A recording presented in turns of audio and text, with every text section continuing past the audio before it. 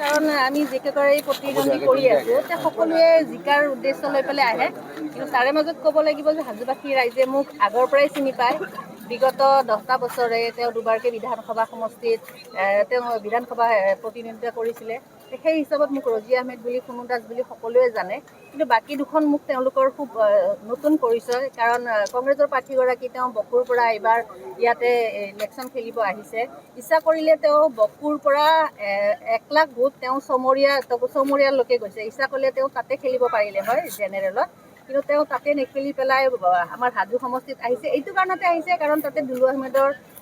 সবল ভূমিকা আছে দুলু আহমেদে বহুতখিনি ভোট তাতে কৰি থৈ দিছে কংগ্ৰেছৰে হওক বা অন্য দলৰে হওক তেওঁ আগৰবাৰ অসম জাতীয় পৰিষদৰ পৰা খেলিছিলে বা কংগ্ৰেছৰ মানে সবল ভোট তাতে এতিয়াও আছে দুলু আহমেদৰ নামত তেওঁ সেই ভোটখিনিয়ে আদায় কৰিবৰ কাৰণে হয়তো ইয়াতে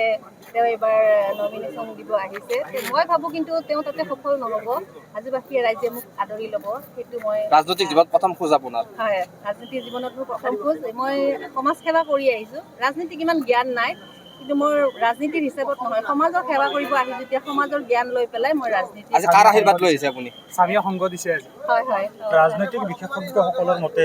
এইবাৰ তৃণমূল কংগ্ৰেছে কোনো দলৰ সৈতে মিত্ৰতা কৰা নাই আৰু সেই দৃষ্টিত চাবলৈ গ'লে এইবাৰ যিখন চৰকাৰ হ'ব তৃণমূল কংগ্ৰেছৰ কিন্তু কিং মেকাৰ হ'ব গতিকে আপুনি কি ক'ব কিং মেকাৰ হ'ব আৰু আপোনালোকে জানে যে ধৰক আমি অসমত চৰকাৰ কৰিব নোৱাৰোঁ কাৰণ আমি যিকেইগৰাকী প্ৰাৰ্থী কৰি দিছোঁ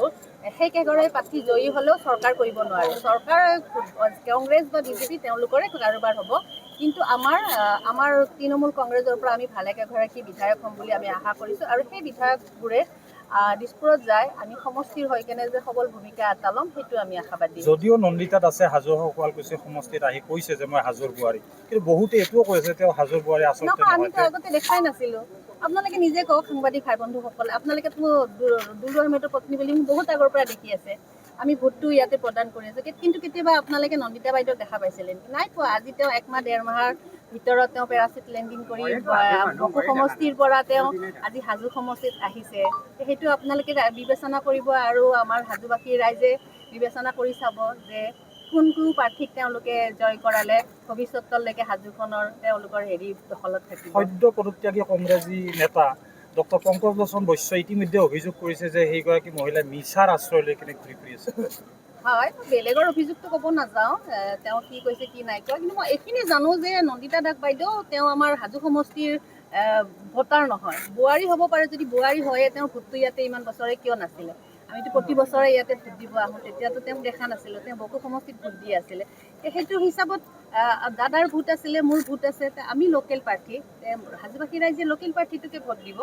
তেওঁ পেৰাচুট লেণ্ডিং কৰিছে বুলি ক'ব পাৰি অন্য এটা কথা চৰ্চা চলিছে যে দুলু আহমেদৰ পত্নী তেওঁ